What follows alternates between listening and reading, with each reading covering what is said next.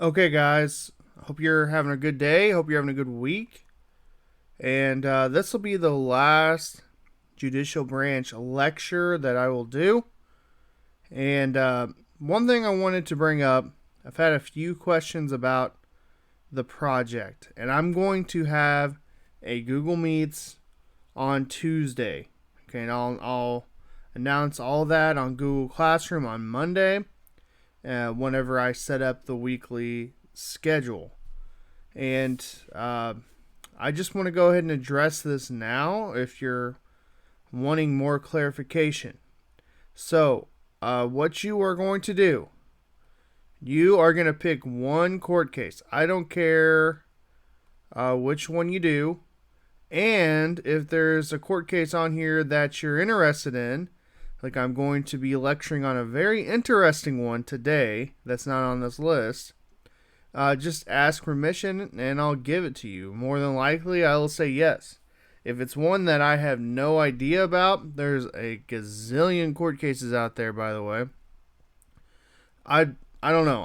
I might look into it. We'll see. But more than likely, I'll let you do it. I'm trying to give you guys as much freedom as possible. This is kind of a starting point. There actually are some court cases that I have not talked about, like Heart of Atlanta Hotel or Motel. That's a really good court case. That is a huge victory for the civil rights movement. So there are some court cases on here that I have not covered, and I did that on purpose, just in case you wanted to explore a little bit more on your own. Now, you can do this on Google Slides, or you can write a 1 to 2 page paper, double space, 12-point font, Times New Roman. I don't care how you do it. Now, if you're doing Google Slides, you can put in pictures, you can put in videos. I don't care how you do it, but you must cite your sources.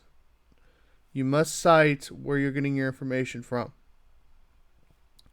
Now, after you do all that, there are 3 essential questions I want you to answer.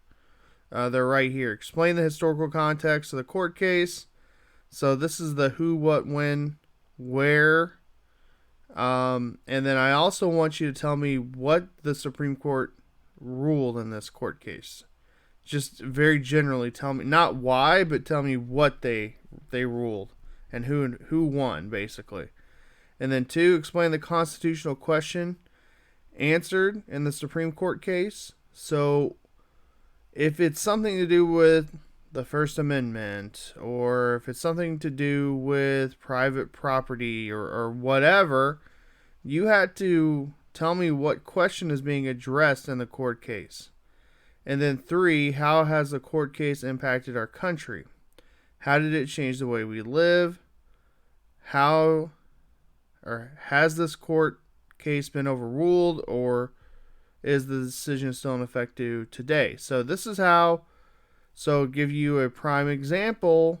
Oberfell versus Hodges, that legalized gay marriage. So that has not been overturned. That is still in effect today, and that's affected ultimately how people can get married in our nation. So that's just an example. So I'm not looking for a due date, really.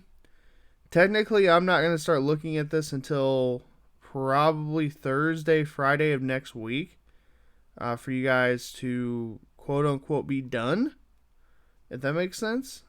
So, yeah. All right. Now, we're going to be talking about the courts, the Supreme Court, and schools today. Now, I wanted to show you this. I just Googled this. We're not going to be talking about all of these, but I wanted to show you how many court cases have been decided and talked about throughout the years, and there's a lot of them. I've actually picked about 5 or 6 that we're going to talk about today, but man, there's a ton of them. I can do an entire class on this. I really could. I could teach an entire semester about the courts and the schools and how students' lives and their rights have been affected. This is very interesting to me because I'm an educator and I want to inform my students of their rights, what they can and cannot do in schools, and ultimately why things are the way they are. Um, and I recommend maybe looking into a few of these. Wisconsin versus Yoder is a really, really good one. Zellman's an interesting one. And I picked the top, the most important ones in my opinion, and I picked one that's kind of a personal favorite. We'll get to that one today. It's pretty funny, in my humble opinion. It's not funny, but it's curious, if you will. So we're gonna go and get started. So, like I said, we're gonna be talking about the courts and the schools. And I think you will enjoy this lecture. Whenever I teach, there's three parts, three ways that I teach the Supreme Court cases. The first part's kind of the structure, how the Supreme Court ultimately got its power. That's kind of boring to students. To me, it's really, really important and really interesting because of the stories. And then you got the second part, which talks about how people expanded their rights and how the Supreme Court actually limited some rights. To me, that's very interesting as well. I love all the stories. I love teaching and exploring those issues of civil liberties, civil rights. But then you get to this part. And you can make an argument that this is a part of that civil liberties and civil rights for students. But to me, these are very special court cases because they involve minors. They involve schools, school districts, and what the school districts can and cannot do with students' rights. Yeah, we're going to go through it. We're going to go through it chronologically. But the thing is, we're going to hop around a lot, if that makes any sense. There's going to be a lot of different topics that we'll explore today. But still, it's interesting. It's interesting. All right, so I'm not going to spend much time on this, but it does. If you're thinking about the schools, you're thinking about school districts, you at least had to bring this up. Brown versus Board of Education. We covered this previously, but ultimately this ended segregation in schools, in public schools, and public schools cannot segregate students based off race. So ended segregation in schools. Huge victory for the NAACP and the Civil Rights era movement, which that's our next topic that we will cover in this course. We have civil rights, civil liberties. We also have civic responsibilities and duties. And then we have the Missouri unit, and then we're done. So huge court case dealing with schools. Now, this is going to be another quick one. I'm not going to dwell on this one too much.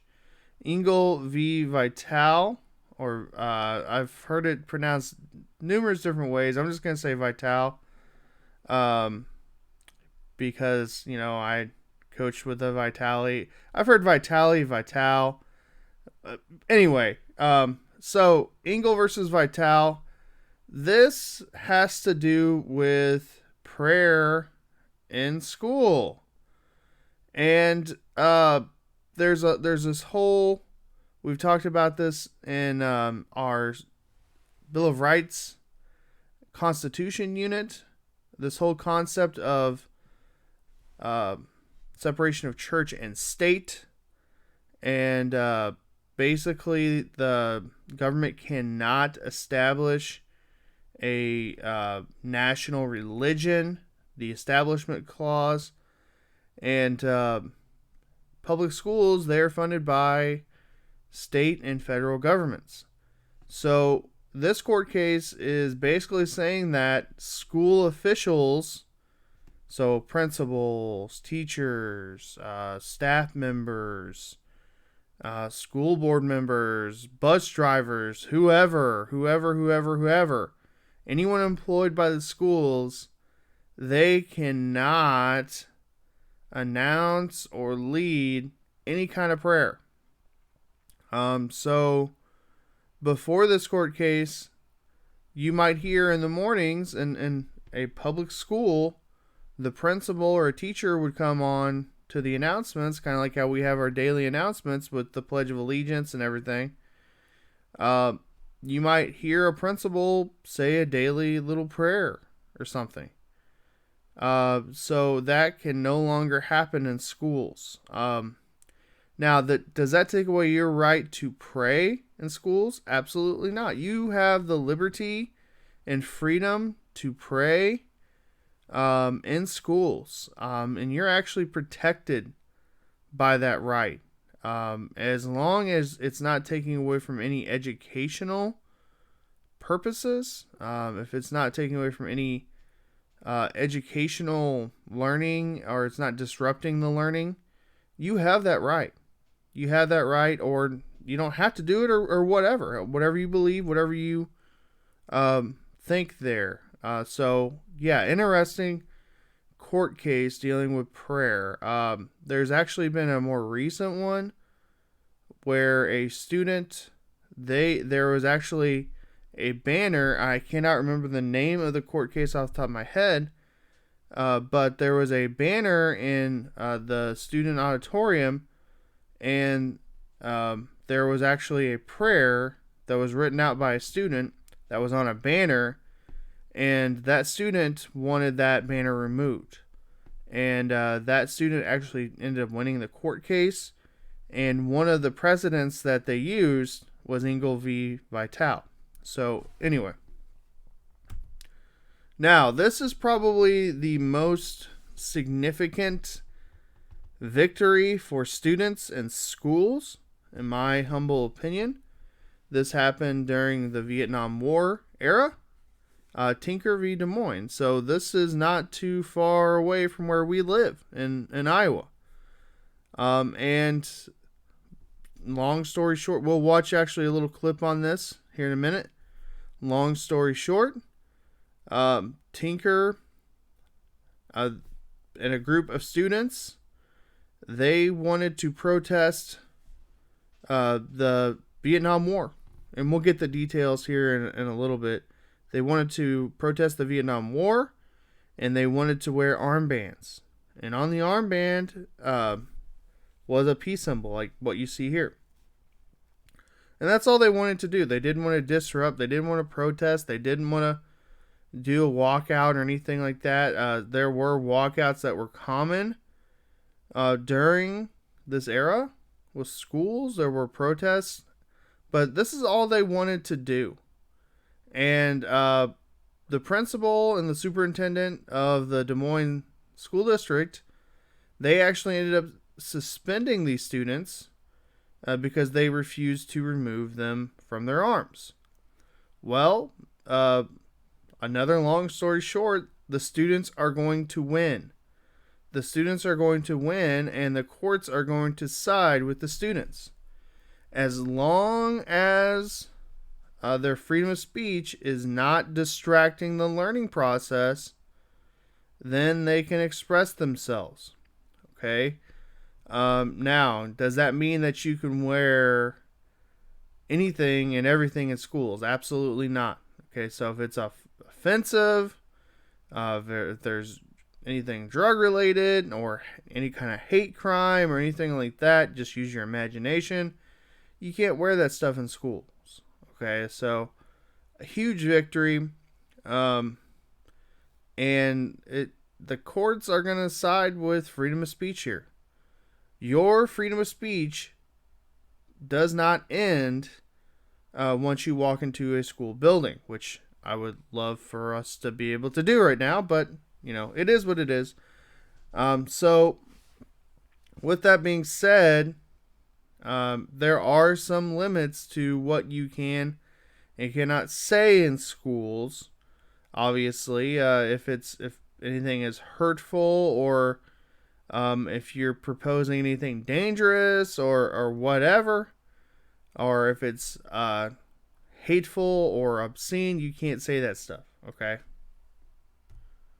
All right. Another court case dealing with your First Amendment rights. Hazelwood v. Kuhlmeyer. Okay, so this is out of the Hazelwood School District near St. Louis, Missouri. And the story here, students, they wrote an article, a very controversial article in their school newspaper. And the actual teacher and the principal, they did not want this article to be produced in the school newspaper. And they actually denied and barred the students from writing and producing this article. So it made it to the Supreme Court, and the courts are actually going to rule in favor of the schools.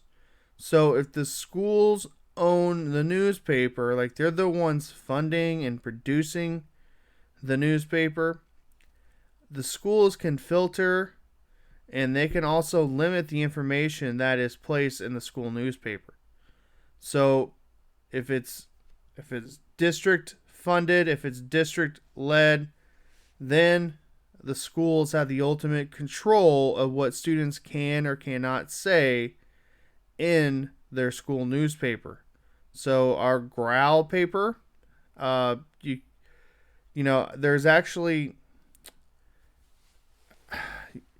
it's hard to say, because I'm not criticizing our student newspaper or anything, but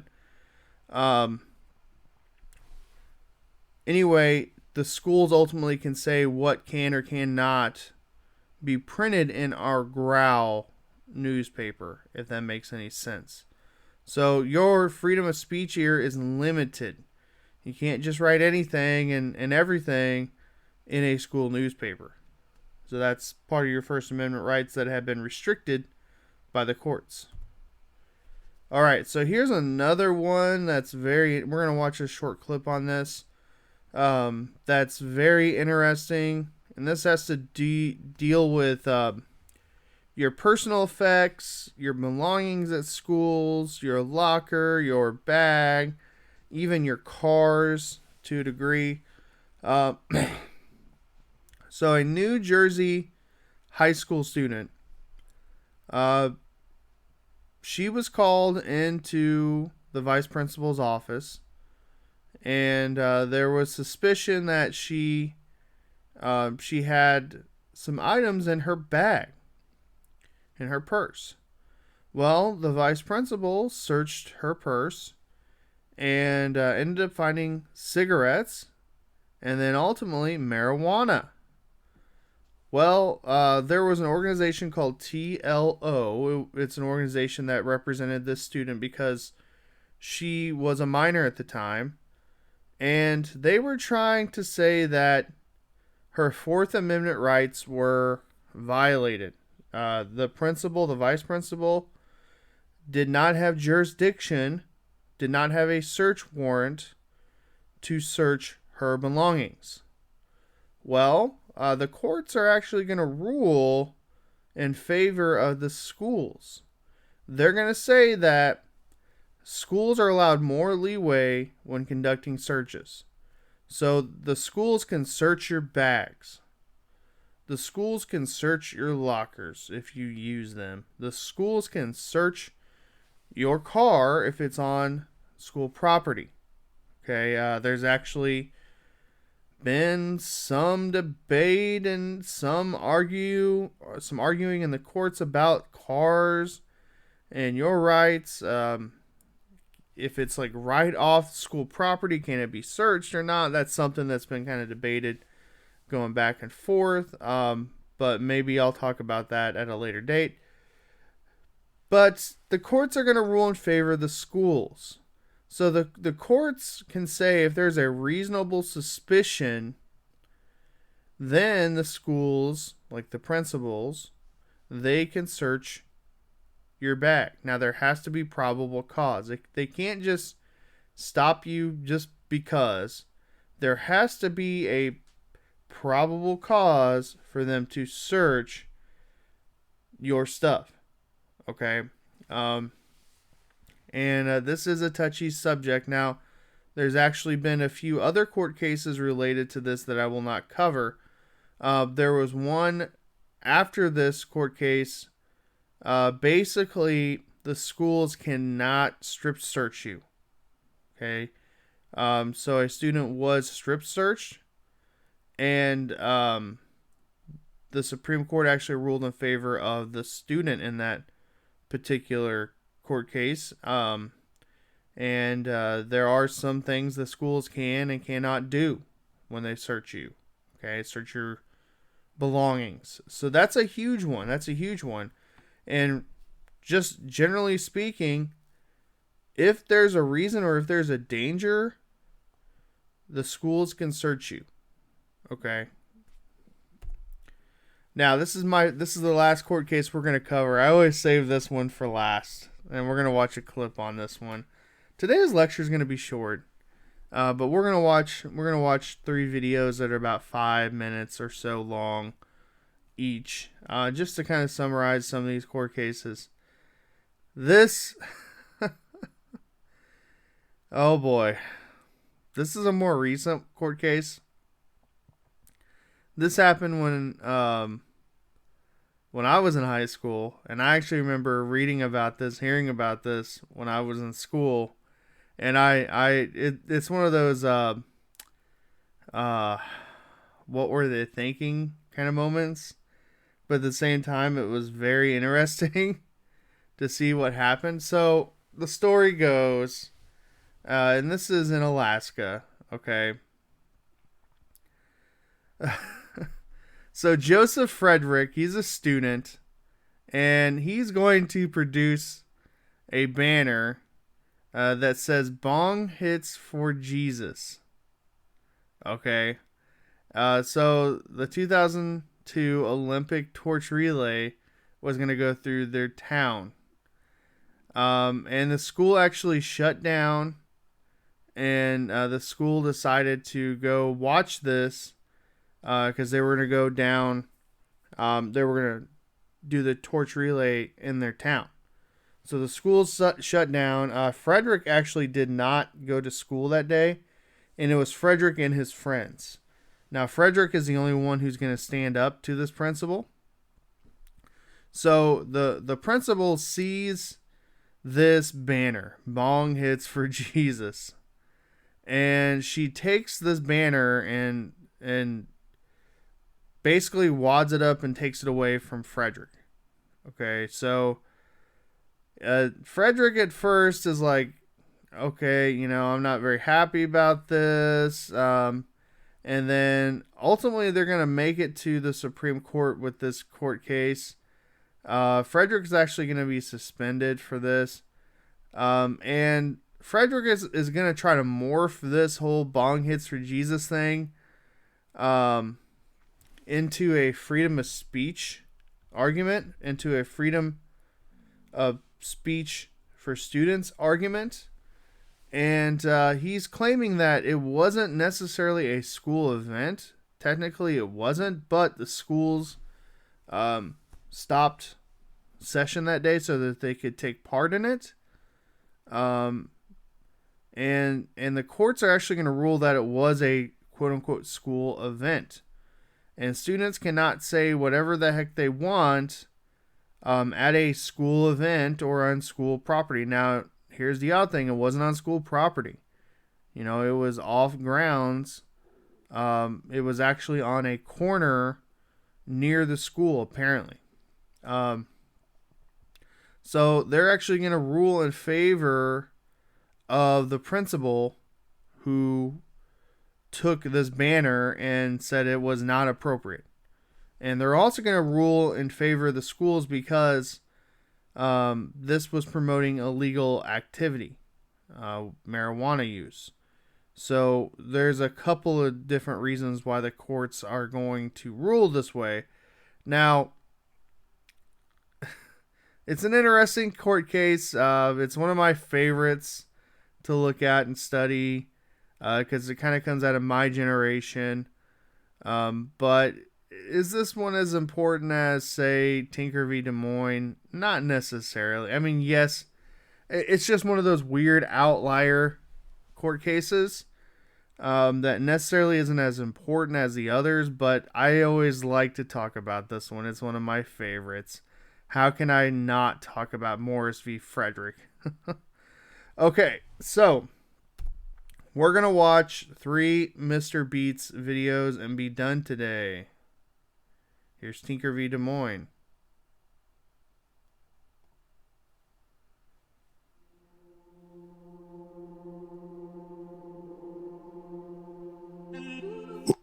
Mr. Beat presents Supreme Court Briefs. Des Moines, Iowa, December 16th, 1965. 15-year-old John Tinker, his 13-year-old sister Mary Beth Tinker, his 11-year-old sister Hope Tinker, and his 8-year-old brother Paul Tinker, along with his friend 16-year-old Christopher Eckhart, wear black armbands to school as a way to protest the ongoing Vietnam War. The principals of the schools all told their students they couldn't wear these armbands or they would be punished. Well, they wore them anyway. So the principals suspended John, Mary Beth, and Christopher, saying they couldn't come back to school unless they came not wearing the armbands. The students would not return to school until January, but in protest wore black clothing every day for the rest of the school year. Meanwhile, after the suspension of the students made the front page of the local paper, the Des Moines Register, the Iowa Civil Liberties Union approached the Tinkers and said, "Hey, the school district can't do that. You should sue them. We will help you." Actually, the ACLU, or American Civil Liberties Union, stepped in to help the Tinker family and Eckhart sue the Des Moines Independent Community School District, arguing that the First Amendment protected the students' right to protest at school. Obviously, the kids couldn't sue, so their dads were the ones who filed suit. The U.S. District Court for the Southern District of Iowa upheld the prohibition of armbands. While it acknowledged the students had the right to protest under the First Amendment, their concern was that a school would have a hard time keeping an orderly environment where students could learn stuff if protests like this were going on. The Tinkers and Eckharts appealed to the U.S. Court of Appeals for the Eighth Circuit, but that court was evenly divided, so they appealed directly to the Supreme Court, who heard arguments on November 12, 1968. So West Virginia State Board of Education v. Barnett had already said students had constitutional protections at school, but this case dealt specifically with free speech rights. Dan Johnston, the lawyer for the students, said the district had previously let other kinds of political speech occur and that it didn't disrupt learning at school. Alan Herrick, the lawyer for the district, said the district should be allowed to limit speech if it seems like it could lead to, quote,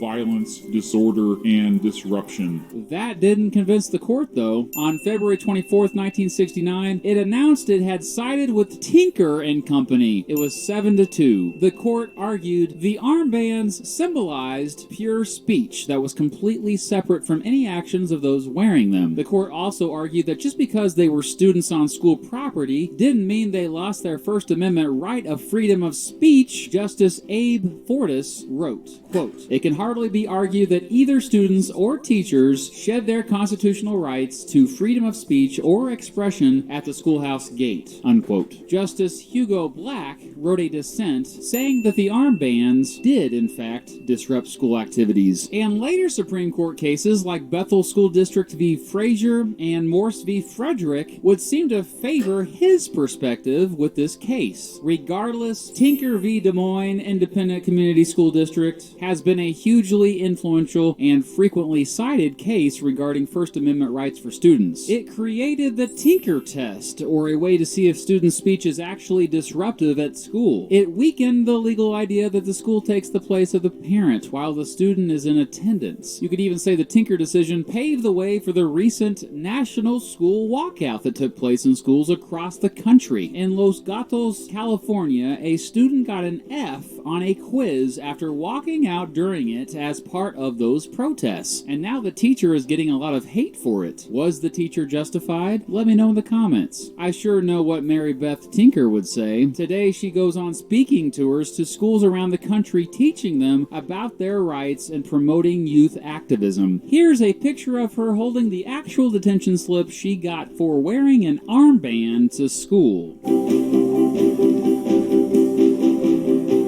I'll see you for the next Supreme Court case.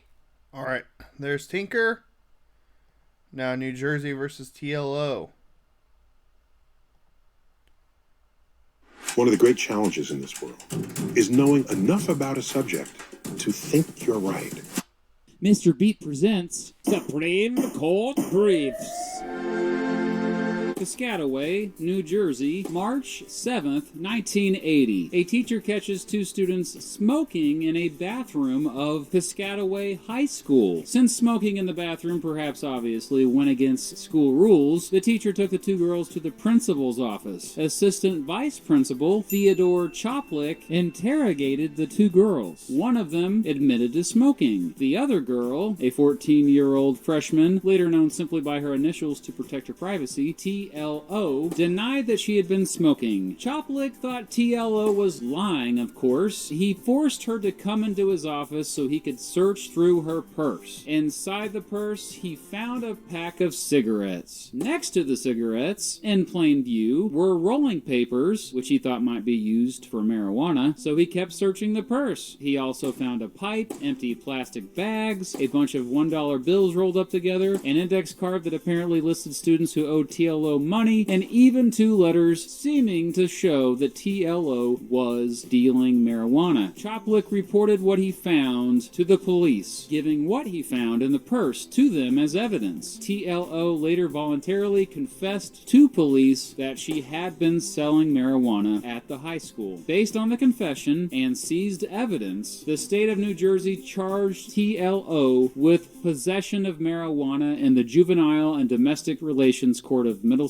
County. However, her lawyer argued the evidence from the purse shouldn't be allowed in court, as it was obtained illegally, since this went against the Fourth Amendment of the U.S. Constitution. That's a law known as the exclusionary rule, by the way. The court allowed the evidence to be used anyway, and found her guilty, sentencing her to probation for 1 year. She was also fined $1,000 and expelled from school, but TLO appealed to the Superior Court of New Jersey, but it agreed with the lower court, saying the exclusionary rule did not apply to school officials and they could certainly search a student's personal property. So TLO appealed again, this time to the New Jersey Supreme Court, who reversed the lower decision and sided with TLO. It argued the Fourth Amendment does apply to searches and seizures made by school officials in public schools, so this time New Jersey appealed, and the Supreme Court agreed to hear oral arguments on March 28, 1984, and then again on October 2nd, 1984. The big question was, does the exclusionary rule apply to searches conducted by school officials in public schools? The court said yes. Why, yes it does. But they sided with New Jersey. It was 6-3. Yep. So the court held that public school officials may conduct searches without a warrant as long as there is a, quote, reasonable suspicion. According to legal standards, a reasonable suspicion is less than probable cause, but it is still more than a hunch. It has to be based on specific facts. In the case of TLO, her having cigarettes was relevant to whether or not she was telling the truth, and Mr. Choplick had a reasonable suspicion to think cigarettes cigarettes were in her purse since the teacher took her straight to his office. In addition, after Mr. Choplick opened the purse, the other stuff was in plain view. Plain view is a well-understood exception to the warrant requirement of the Fourth Amendment. So Mr. Choplick was not going against the Fourth Amendment, and that evidence could be used in court. In his dissent, Justice William Brennan argued that Mr. Choplick's search did go too far. Quote, when he opened the purse, he discovered the pack of cigarettes. At this point, his search for evidence of the smoking violation was complete. Unquote. Brennan said continuing to rummage through TLO's purse was a violation of her privacy. Regardless, New Jersey v. TLO is the case that makes it clear that as long as there is a reasonable suspicion, the principal can search your backpack at school, kid. So don't get any ideas, you hear?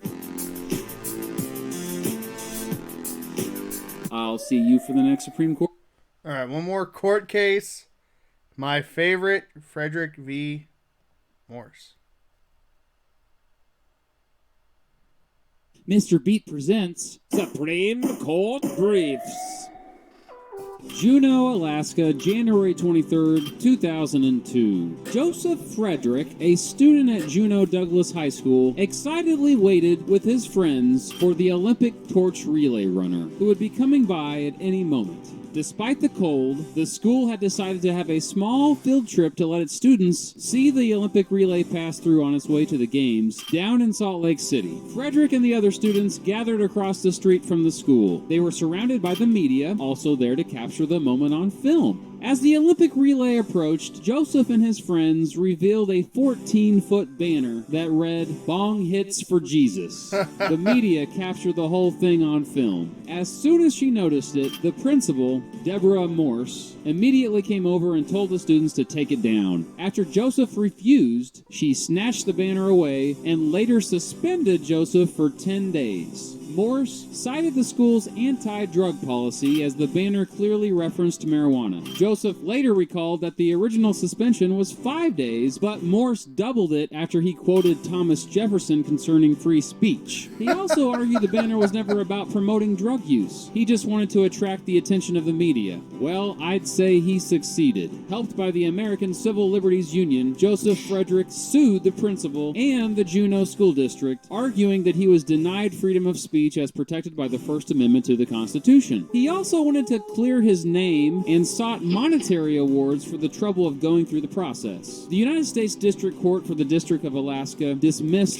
Joseph's case based on the legal precedent set by the Supreme Court in Bethel School District v. Frazier. In that case, the court ruled that vulgar or offensive speech could be banned in schools. However, the Ninth Circuit Court reversed the decision of the District Court. They unanimously argued that Joseph and his friends absolutely had the right to hold the banner, even if it was actually on school grounds, not across the street from school grounds. They claimed the Frazier case didn't apply here. They said Tinker v. Des Moines Independent Community School District, a Supreme Court case that protected student political speech, applied here instead. They went on to argue that what Joseph did wasn't as offensive and more political in nature than the vulgar speech seen in the Frazier case. It also didn't cause a disturbance at the school. Eventually, the case would go up to the Supreme Court anyway. They heard oral arguments on March 19th, 2007. Ken Starr, the famous lawyer who heavily investigated the Clinton administration during the 1990s, spoke on behalf of the school district. He said, quote, "To promote drugs is utterly inconsistent with the educational mission of the school. The court has spoken more broadly with respect to the need to defer to school officials in identifying the educational mission." Unquote. Joseph Frederick's lawyer, Douglas Mertz, argued that the case was about free speech, and he emphasized that the torch relay was not school-sponsored, nor was the banner on school property. In fact, Joseph had apparently not been to school the entire day. Regardless, the court apparently viewed the event as a school event. It ruled 5-4 in the school board's favor, arguing that the First Amendment does not prevent schools from limiting speech at a school event, especially when it promoted the use of illegal drugs. Chief Justice John Roberts classified the banner as school speech, which protects student speech speech due to the First Amendment. However, it also protected the school's right to limit student speech if it is disruptive. He cited Bethel School District v. Frazier and another Supreme Court case, Hazelwood School District v. Kohlmeyer,